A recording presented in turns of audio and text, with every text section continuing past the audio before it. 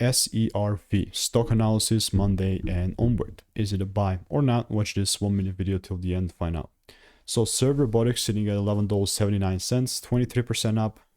From this 1 hour chart, this looks pretty cool, but I'll get in that in a second. Just for context, I've done 32,000 videos, spent thousands of dollars on courses and mentorships, and as a result, the strategy has delivered thousands of correct predictions. Now, nobody else on YouTube has done as much videos as I've done, 32,000 videos every single day in a row, like regarding ticker symbols. I mean, show me one person.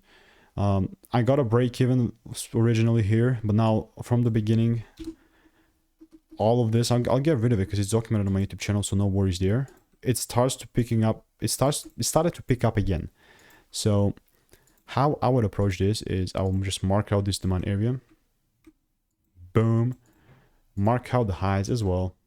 So and then if the price pulls down inside my demand area, it doesn't even have to tap exactly into it. So I'm just talking like just a tiny bit above it. Then and only then this is something that I will long. And do you know like what the crazy part about this is? That if my rules are not met, I will not move forward. I mean, I just want my conditions for my trades to be fine, no worries.